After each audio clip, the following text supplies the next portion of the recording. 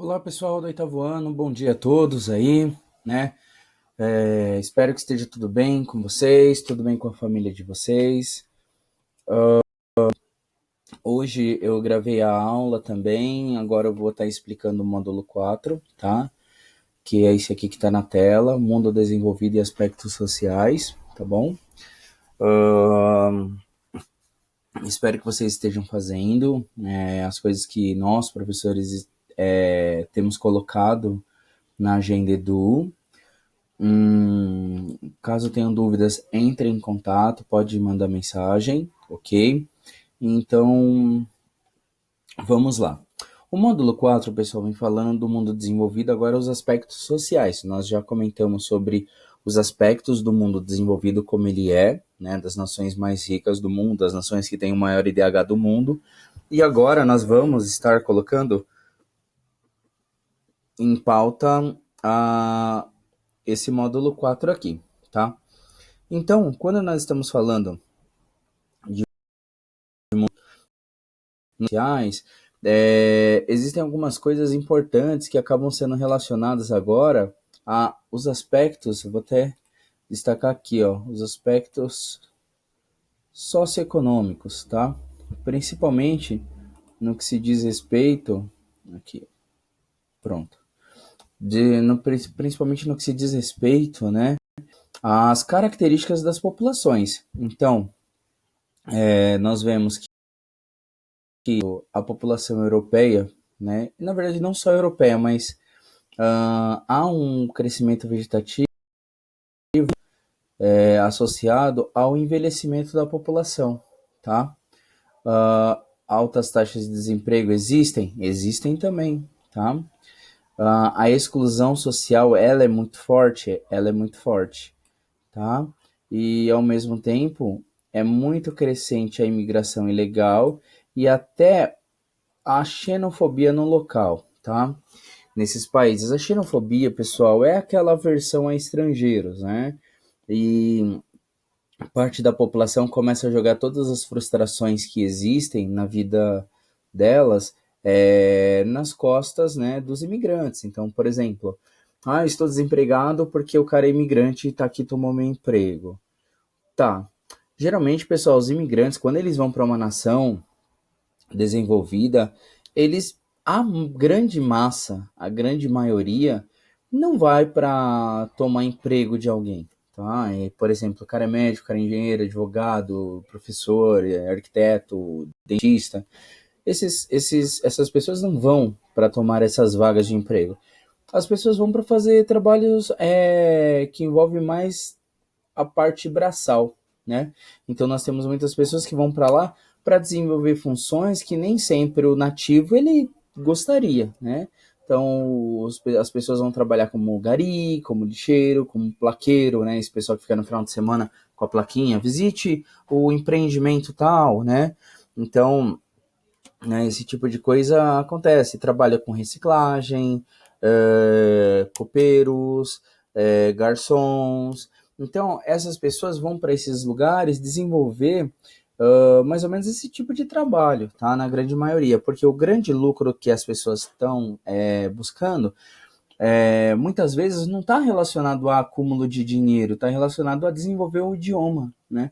Porque tem muitas empresas aqui no Brasil que exigem inglês e essas empresas elas acabam pagando um salário maior para essas pessoas que têm essa habilidade a mais, né? Esse conhecimento a mais no idioma estrangeiro, tá?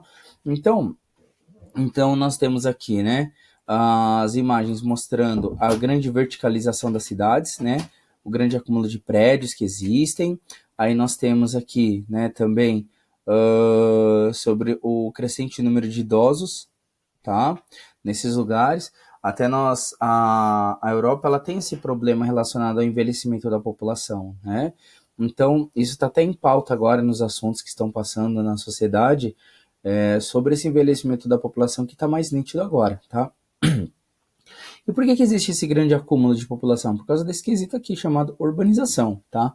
A urbanização, pessoal, o que acontece? Uma grande quantidade de pessoas saindo do campo e vindo para a cidade. Isso aconteceu iniciado no século XVIII, tá? Que foi o período que tivemos a primeira Revolução Industrial.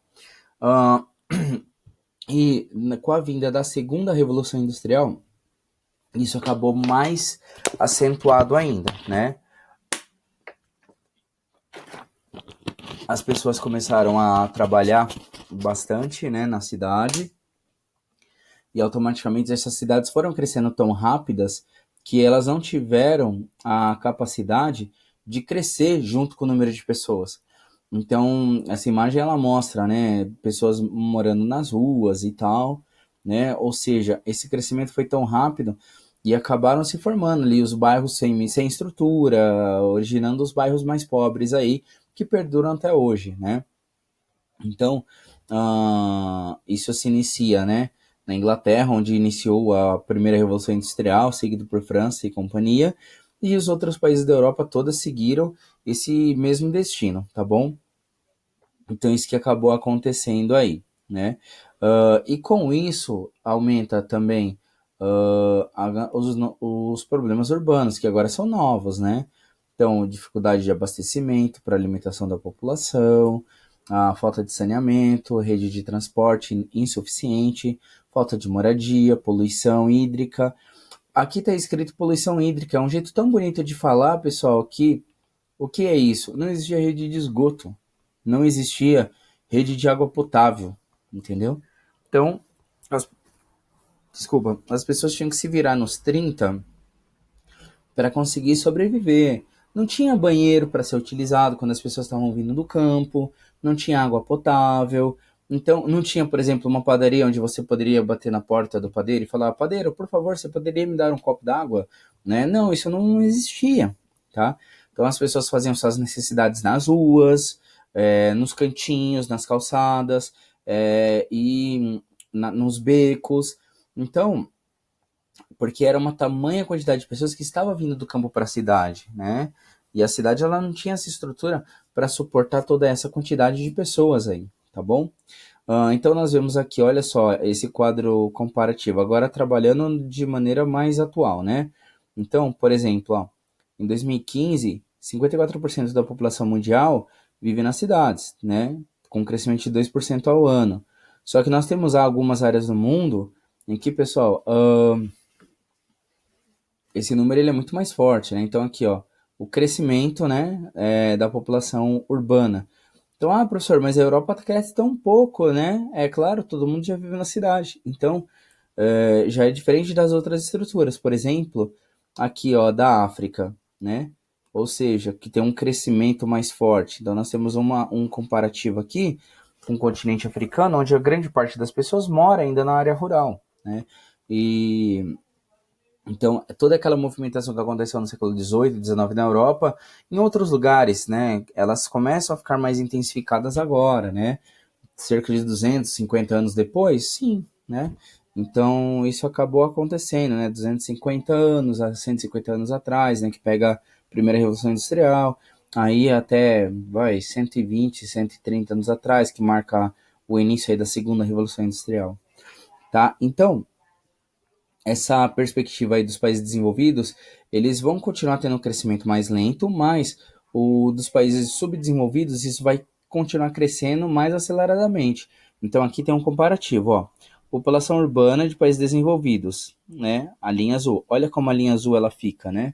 Eu vou usar a ferramenta de mão livre aqui. Não, mão livre não, porque vai ficar uma tristeza. Então olha aqui, acompanha comigo, ó. Olha como o crescimento aqui ele é baixo, né, ó. Então dá para perceber, ó. Aqui, ó, pronto. Então dá para perceber, ó, né? A linha azul ela vai crescendo, mas muito lentamente a partir de 1950, porque a grande massa já mora nas cidades. Agora, olha o comparativo, né? Das cidades que estão aqui. Agora tem que criar uma outra estratégia aqui. Vai mão livre mesmo. Não fica bom, mas tudo bem. Porque é difícil. Então olha aqui, ó, olha o crescimento como ele é forte. Então, a tendência a subir, e ele está crescendo para cima aqui, ó, tá? Tá na diagonal, mas está crescendo para cima. Isso aqui é a quantidade de milhões de pessoas que estão indo para cidades a cada década. Então, aqui em 2020, a situação atual, cerca de 3 milhões de pessoas, um pouquinho mais de 3 milhões. Em 2050, a projeção vai estar em cerca de 5 milhões a quase 6 milhões de pessoas, né? Já dos países subdesenvolvidos. Então, isso que vai acabar acontecendo aí. Tudo bem, pessoal? Beleza? Aí, aqui, galera, ó, a gente começa a analisar essa população mundial urbana, né? Então, onde ela é muito elevada e onde ela é pouco elevada. Uma coisa que a gente tem que tomar cuidado para não se confundir, pessoal, é que não significa que por um país ser rico, que a área urbana é legal. E também não significa, porque um país é pobre ou está se desenvolvendo, que tem urbanização, que não terá urbanização. Então, esse tipo de coisa ele é muito importante, né? A gente conseguir parametrar aí, tá? No caso, o que está acontecendo? Por exemplo, a gente tem o Brasil, nós temos países aqui da América Central, México, Argentina, Chile, Peru. Aí nós temos aqui, por exemplo, alguns países da África, temos grande parte dos países da Europa, Canadá, Estados Unidos, Austrália. Tem forte urbanização, muito elevada, acima de 75%. Tem. Mas o que acaba acontecendo? Na maior parte desses países, a urbanização ela existe, mas ela não é fortemente desenvolvida ainda, né? Então, países pobres também têm grande taxa de urbanização, tá bom? Aí, no caso, né, nós continuamos aqui a análise, né? Começa-se a criar nos países mais pobres ou menos desenvolvidos as chamadas megacidades, tá? Ou seja, né? Faz uma referência às metrópoles, que são cidades que têm mais de 10 milhões de habitantes. Então, por exemplo, ó, em 2017, as megacidades em países desenvolvidos. Eram oito megacidades em países desenvolvidos, de um total de 37 no mundo. Então, peraí, professor, tem 37 cidades no mundo que são megacidades? E apenas 8 é de países desenvolvidos? Sim, né? E aqui também. Aí, pessoal, a atividade, né? Eu pedi para vocês na agenda do fazerem as atividades para a gente corrigir na próxima aula. Então, eu vou passar direto, tá?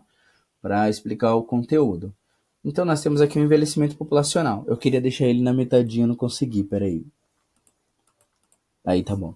O envelhecimento populacional. Então, nós vemos que existem as fases de transição demográfica.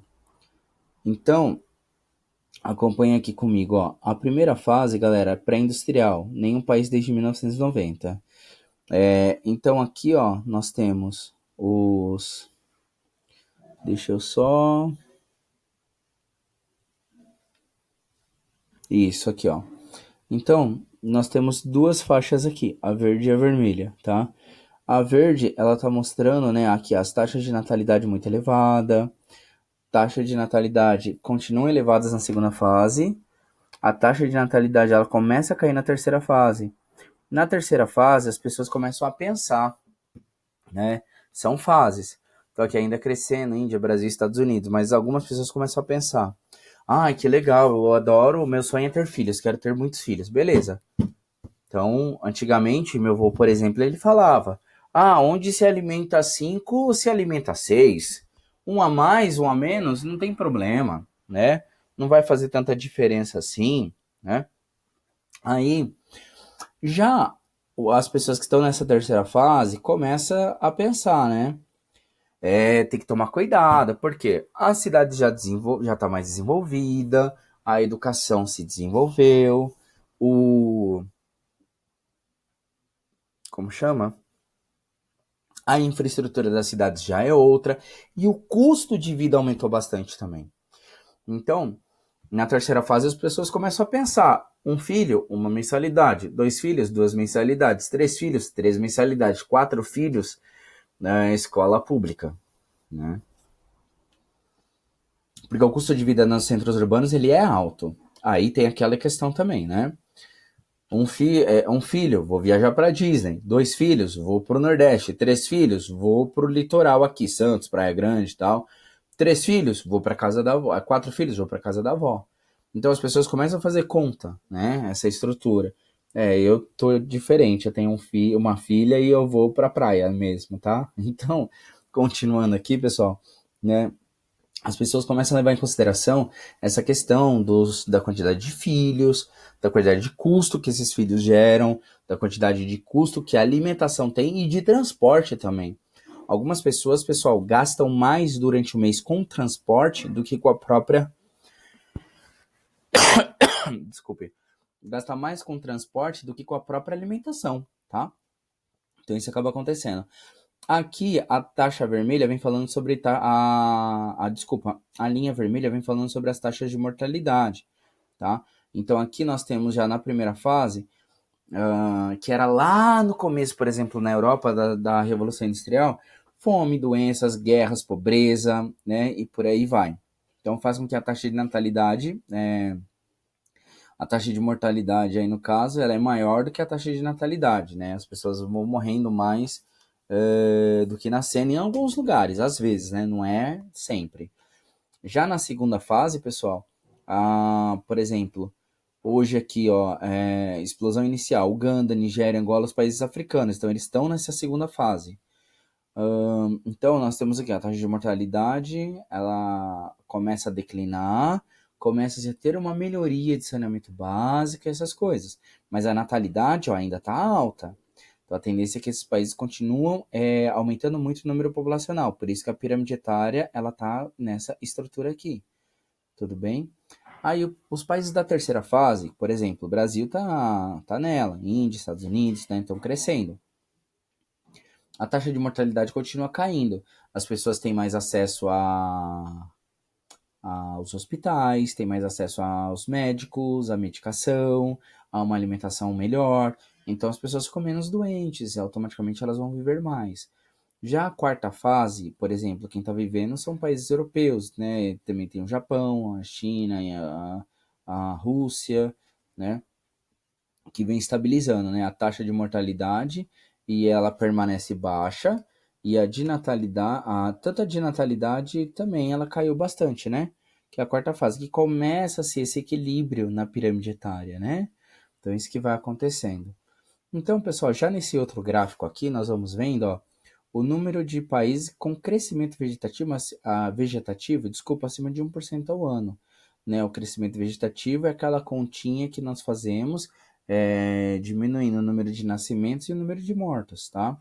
Então, nós vemos aqui, né, pelos gráficos, né? Então, aqui é de 1950, a situação ela era essa daqui, né? A quantidade de países que tinham aí o crescimento vegetativo acima de 1% ao ano.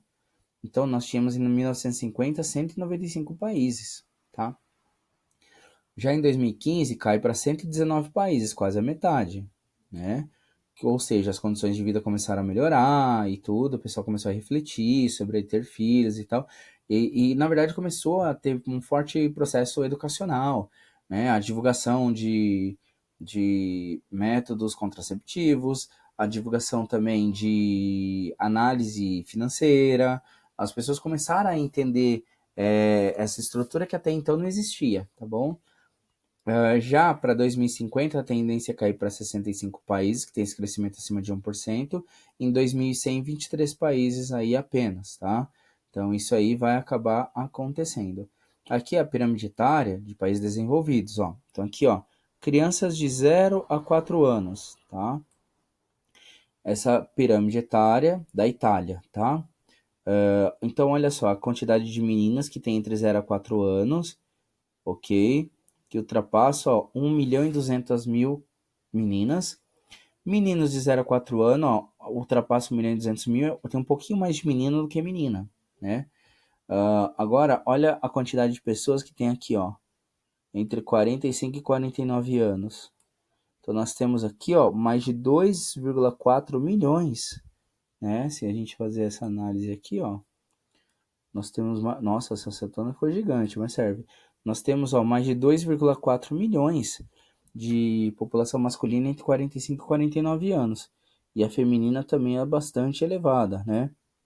E uma coisa importante aqui, olha a população idosa, né? que tem aqui. Vamos pegar população acima de 65 anos aqui, ó, tá? Então, ó, de 1,8 milhões, mas olha, de 74 a 75, mais de 2 milhões também, de 75 a 79, quase 2 milhões, de 84 a 85, mais de 1 milhão. Então, são muitos idosos que tem na Itália, né? Até é o problema que eles estão tendo lá com o Covid-19, né? Relacionado a muitas pessoas estando doentes, né? Nesse sentido aqui.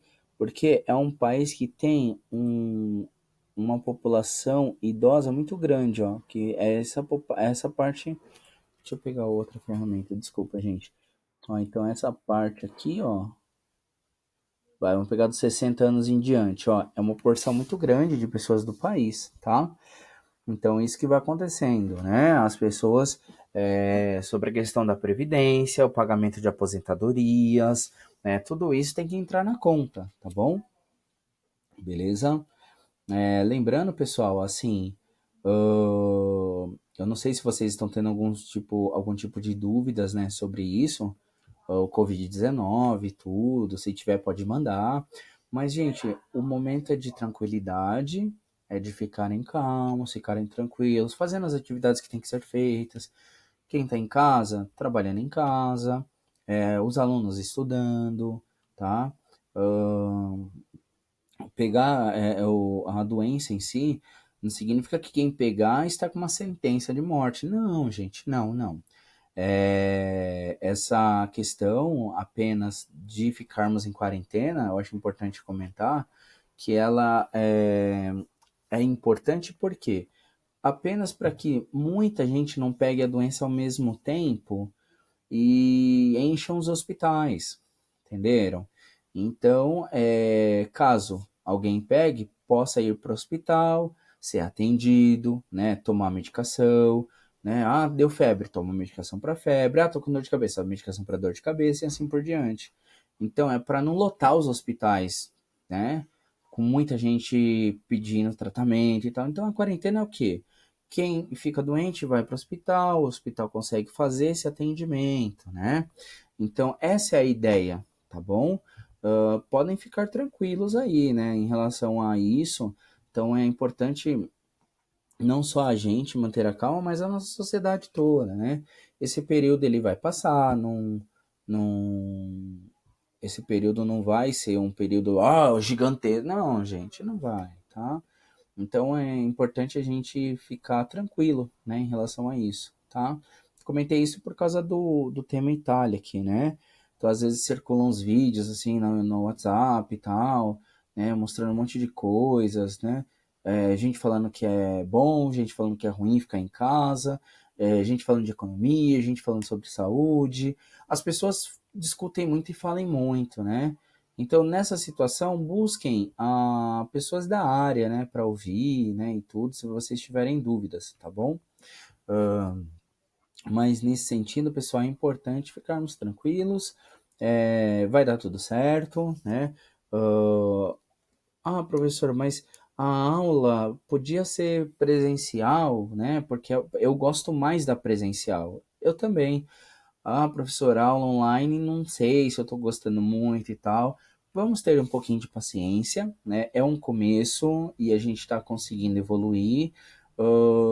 Então, é uma adaptação que nossa sociedade toda está passando, entendeu? Entenderam? E isso é um processo que alguns países entenderam mais rápido, outros nem tão rápido, não tão rápidos, mas isso que está acontecendo, tá? Igual aqui, ó, a pirâmide etária. Isso aqui é um outro problema que, por exemplo, que muitos países vão ter na pirâmide etária dos países desenvolvidos. Olha aqui, ó. Olha a quantidade de crianças como é bem menor. Essas crianças vão virar adultos. Então, terão menos trabalhadores. Isso acontece também aqui no Canadá, ó. O Canadá, ele tem um número menor de crianças do que de adultos. Só que esse número é diferente, ó. Ó da Itália como tem mais adultos. E aqui seria então que o Canadá é um pouco mais desenvolvido do que a Itália? Sim, a pirâmide está mostrando isso. Olha como está muito alinhado aqui, ó, né? Deixa eu ter uma seta normal. Olha como todo mundo tá alinhado aqui, ó. Muito próximo, né, ó, da linha que eu coloquei. Aqui também a distância não é tão grande, né? Aqui, ó, não é tão grande da barrinha até chegar a essa linha. Aqui já a mesma coisa, ó. Eu vou colocar a linha só para a gente fazer uma comparação. Olha como tem barrinhas tão distantes da linha. Isso mostra um determinado desequilíbrio na população, tá? E aqui o Japão, que tem um problema muito sério também com as com o número de. Opa, não é a seta agora? Agora eu esqueci. Olha, com a quantidade de crianças que é muito baixo. Até adultos, até 24 anos, ó como é muito baixo, né? Então, ó como nessa linha dos 24 anos, aqui eu vou colocar a barrinha ó, em crianças de 5 a 9. Ó como aqui, ó, a barrinha ela vem crescendo e aqui ela tem um estouro, né? Então tem muito poucos jovens no Japão, né? Isso é que acontece. Então, pessoal, quando um país começa a envelhecer, aqui ó, fala-se sobre dois problemas. Um é repor essa mão de obra que é difícil, tá? Em países que começam a envelhecer. Um é a mão de obra que é difícil porque os idosos se aposentam e vão para casa muitas vezes, ou tem idosos que continuam trabalhando, mas uma parte boa vai para casa, né? E vai viver a vida de idoso, vai curtir, vai para praça, passear, vai viajar, paga pacote da CVC aí para conhecer o mundo, né? Então, tem uns velhinhos aí que vão curtir a vida mesmo, tá? Conhecer outros lugares, vão pro baile da terceira idade, né? Tem outros que continuam trabalhando e tal. Mas fato é, há uma ausência dessa pessoa na indústria. E se não tem um jovem para repor, vai ter um trabalhador a menos, né? Mas esse velhinho, ele já contribuiu a vida inteira. Ele tem o direito de se aposentar, né? De viver essa nova fase da vida, que não é para ser uma fase triste, é uma nova fase que muitos velhinhos, né, eles conseguem ter uma vida nesse período que de continuar estudando, conhecendo tal. Eu tinha um colega na faculdade, pessoal, que ele tinha 75 anos. 75 anos ele fazendo geografia.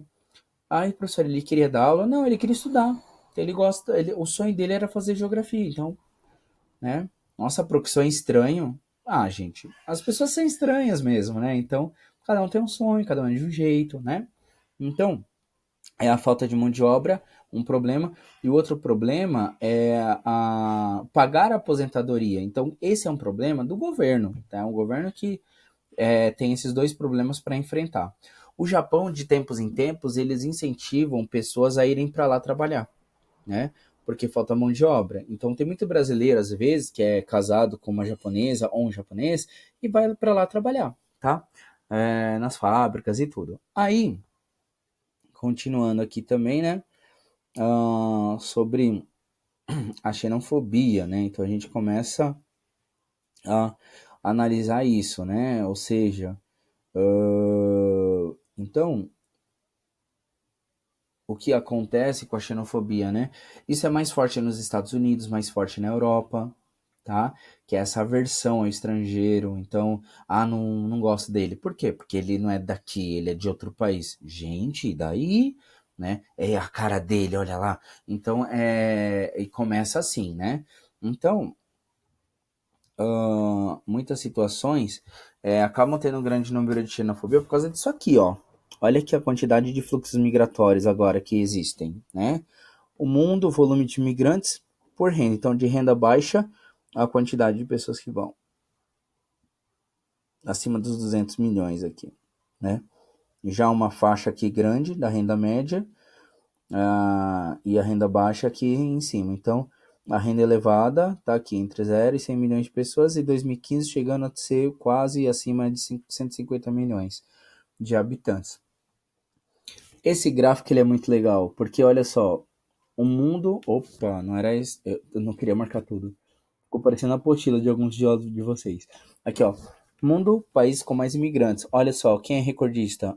Os Estados Unidos, com mais de 47 milhões de imigrantes, tá? Em segundo lugar no mundo, a Alemanha, com 12 milhões. a Rússia com 12 milhões, né? E nós vemos aqui, né, o Reino Unido com 9 milhões.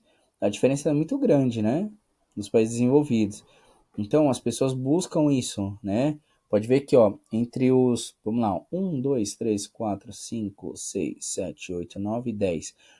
Vai, vamos colocar até o 11º país, a Itália, vai. Até a Itália, pessoal, né? Deixa eu completar aqui. Até a Itália, nós temos o quê? 9 países que são desenvolvidos e só 2 países que são subdesenvolvidos, que estão aqui com uma grande quantidade de imigrantes por causa da posição desses 2 países em relação à produção de petróleo no mundo, que são os Emirados Árabes Unidos, onde tem Dubai, né, e a Arábia Saudita, né, que fornece petróleo aí para muitos países do mundo, inclusive os Estados Unidos, tá? E aqui já no gráfico de baixa, né, o mundo com grande parte da população formada por imigrantes. Então, né, ou seja, aqui a quantidade de imigrantes que existem em grande parte da população, tá?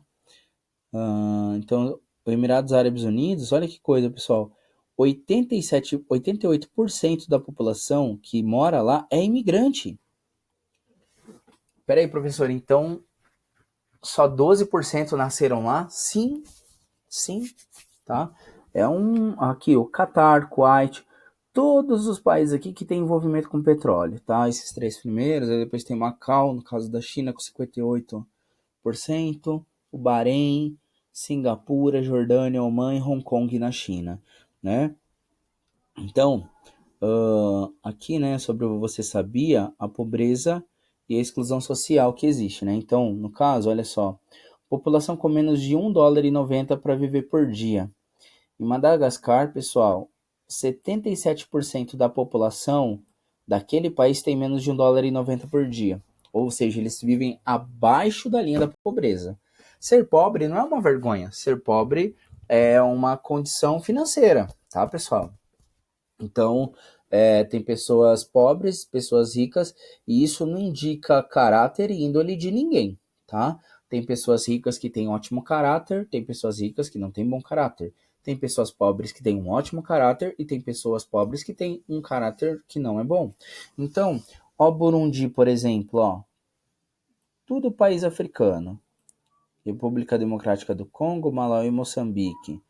Ó, 68% da população de Moçambique vive com menos de $1,90 por dia. Gente, estamos falando aí aproximadamente um pouco acima de R$ 5, vai, 5, $1,90 hoje em dia, tá bom, vai, não. Vai estar em torno de R$ 7 a R$ 9, vai, dependendo do dia, né, para compra e venda do câmbio e tal, o foco da aula não é esse agora, falar de câmbio, mas viver abaixo da linha da pobreza, tá? Então, na Ásia aqui, ó como a situação na Ásia, ela já não é tão ruim quanto a situação africana. 21% da população da Índia vive abaixo da linha da pobreza. Então, significa que quase 80% da população está na linha da pobreza para mais, tá? E a China, por exemplo, ó, só 1,9% da população vive abaixo da linha da pobreza. Isso significa que quem vive na pobreza não é também uma vida luxuosa, tá? São coisas diferentes. Ó, o Haiti, 53%, aqui na América Latina, e o Peru com 3,1%, o Brasil com 3,7%. Ai, mas o Brasil é um pouquinho, então, né? 3,7%. Então, 3,7% da população, mas seria terrível fazer parte desse número, né? Então, que seja uma pessoa, que seja 1% aqui, gente, mas no mundo hoje, na estrutura que tem, não deveria ninguém viver abaixo da linha da pobreza, tá? Na Europa aqui, por exemplo, a Bósnia e Herzegovina, 0,1%. A Geórgia, que tem a taxa mais alta, 9%, quase 10% vivendo abaixo da linha da pobreza. Então, fatores que mostram essa exclusão social, né? Viver abaixo da linha da pobreza é o quê? Primeiro, desigualdade na participação dessa pessoa na economia, tá? Negação de oportunidades, não aparecem oportunidades para essas pessoas, e é uma desigualdade também no acesso dos recursos, tá, pessoal? Então, isso que acaba acontecendo aí, beleza? Beleza não, né, pro? Vocês entenderam, quero dizer se vocês entenderam, né? Não que isso seja uma coisa boa. Então, pessoal, a União Europeia, então, ela faz um trabalho para o quê? Para diminuir a taxa de risco de pobreza, tá? Ela também a taxa de privação de material grave, né? O que significa isso, pessoal? Significa que a população que economicamente é excluída, tá? Elas não têm a capacidade de pagar por. Opa, não é esse. Elas não têm capacidade, às vezes, capacidade financeira, tá, pessoal? Elas não têm capacidade. Tá difícil aqui, agora foi. Elas não têm capacidade financeira para comprar itens que são considerados necessários para uma vida adequada, tá? Então, por exemplo, uma semana de férias, longe de casa, uma refeição que tenha carne, frango, peixe a cada 2 dias. Então, tem pessoas que não têm essa estrutura aí, tá? Aí a gente pensa, nossa, mas eu não tenho carne na minha mesa todo dia também, ao cada 2 dias. Às vezes é só arroz e feijão. Então, né, isso é um problema, porque quem não se alimenta, né, adequadamente, acaba ficando mais vulnerável e pode ficar doente, né? Ai, mas eu tenho uma vida mais saudável, né? Eu não como carne, sou vegetariano. Ótimo, né? É importante fazer um acompanhamento no endócrino, numa pessoa que acaba sendo formada para essa área, como uma nutricionista, né? Então, que ela consegue trabalhar em cima desse processo de uma maneira que possa ajudar os outros, né? Uma taxa ocupacional, ou seja, né? O número de pessoas que trabalha dentro de uma família, né? Tudo isso acaba sendo analisado, né? Aqui, por exemplo, é o trecho de uma linha ferroviária desativado em Paris. Então nós vemos o que? Aqui no Brasil a gente chamaria isso de uma favela, né, surgindo. Então existem favelas, né, nos lugares mais desenvolvidos do mundo? Existem. Existem favelas nos Estados Unidos, existem favelas na Europa, né? Então, e essas pessoas que vivem num estado de pobreza tamanha, elas são pessoas que sofrem da exclusão social, tá? Então isso aqui que vai acontecendo, tá? Então aqui, pessoal, agora Londres, né? A origem da população imigrante. De onde vêm os imigrantes que moram na Inglaterra, por exemplo, em Londres? Então, ó, 43%, né, está vindo de Gana, tá? Da Índia, 8%. Aí nós temos, né, dos Estados Unidos, 5,3%, né? Então, assim, isso que acaba acontecendo, né? Ah, nesse sentido, tá? Perdão, pessoal, não é Gana que tem 41%, é outros, tá? É que o azulzinho tá muito próximo. Então, a somatória dos outros vai dar mais de 1.200.000 habitantes, tá? Então, que corresponde a esses 43%, 41,3%, tá? Aqui a gente passa reto.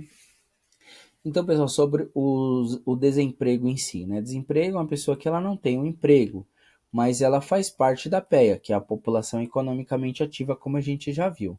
Então, tem os autônomos, que são as pessoas que trabalham por conta, que têm um próprio negócio, ou que trabalha sem ter um chefe ou trabalhar para uma empresa, tá?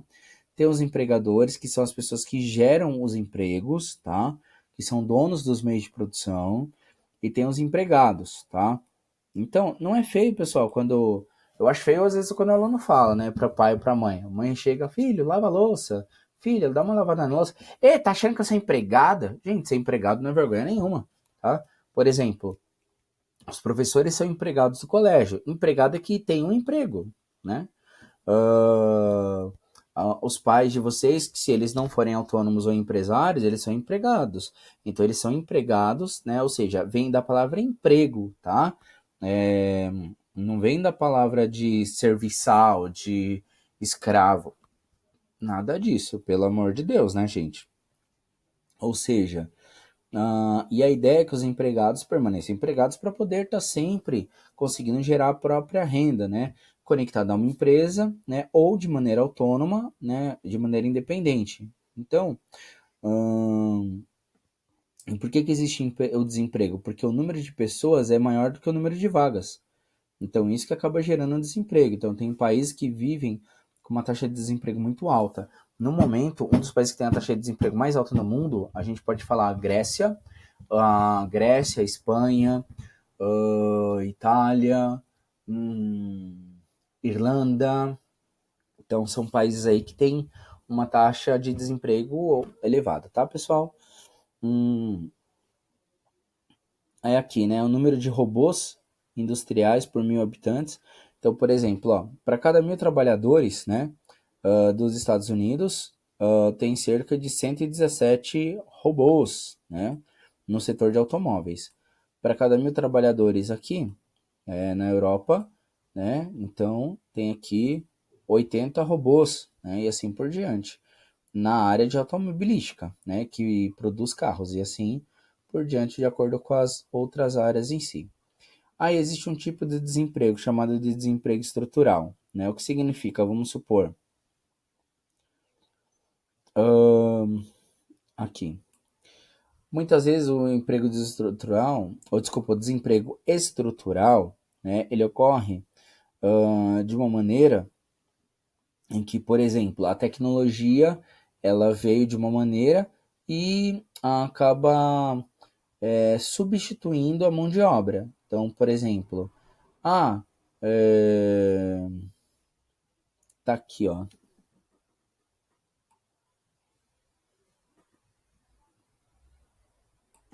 Ou seja, o que esse trecho fala? Que, por exemplo, eu trabalhava lá montando o carro, e aí colocaram um robô lá que faz meu trabalho, fiquei desempregado. Desemprego estrutural. Ou seja, a estrutura ela foi modificada e acabou gerando um desemprego aí, tá? O desemprego conjuntural é um outro tipo de desemprego. Por exemplo, a empresa entrou numa crise financeira tremenda e tiveram que mandar os funcionários embora e me mandar embora.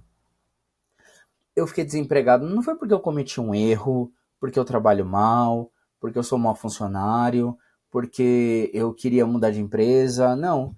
Eu fiquei desempregado porque a empresa entrou numa crise financeira e eu fiquei desempregado porque ela não tinha como pagar mais o meu salário. Né? Então, isso é o desemprego conjuntural. Tá? Subemprego, pessoal, são pessoas que vivem um salário muito baixo. Então, quando o salário é muito baixo, né? Aqui, subemprego. Isso. Então, quando a pessoa recebe um salário muito baixo, pessoal, ou seja, ou ela trabalha na informalidade, ou seja, não tem carteira assinada, é um camelô, um trabalhador de rua, né? Ou as funções mais simples da sociedade, né? As funções mais simples acabam direcionando um salário menor, né? E a exigência de menos tempo de estudo e tudo isso é principalmente o trabalho que muitos imigrantes fazem nos países desenvolvidos, tá, pessoal? Beleza? Então, aqui, número absoluto, né, de desempregados. Número absoluto é todo mundo no mundo, né? Então, aqui, ó, a taxa de desempregados de 2009 até 2015, ela ficou muito próxima, né? Ó, 197 milhões, 195, 93, 96, 98, foi em 2013, quando teve o maior número de desempregados, e depois 197 milhões. Então, a gente viu que de 2008 para 2009 o número de desempregados aumentou bastante, né? Isso aqui, galera, foi relacionado. Por que, professor, que aumentou quase 20 milhões de habitantes aqui desempregados? Por causa de uma crise econômica muito forte que o mundo passou de 2005 a 2008, tá?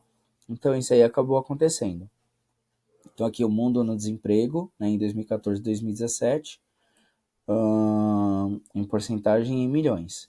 Então, nós vemos essa evolução aí no mundo desenvolvido e no mundo subdesenvolvido, certo? Então, aqui, ó, no caso do Japão, o número de trabalhadores que trabalham em tempo parcial, parte do dia, e outros trabalhadores que trabalham em tempo integral, né? Ou seja, o dia todo trabalhando, né?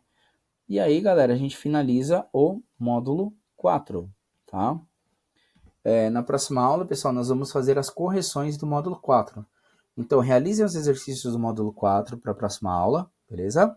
Que aí, na próxima aula, a gente vou fazer um outro vídeo fazendo a correção do módulo 4. Tudo bem, pessoal? Desejo a todos uma ótima semana, né? Que vocês e a família de vocês possam estar tudo bem, né? Busquem momentos agradáveis em família. Vamos ver isso como uma oportunidade para poder selar, né? Fortalecer esses laços familiares, tá bom, pessoal?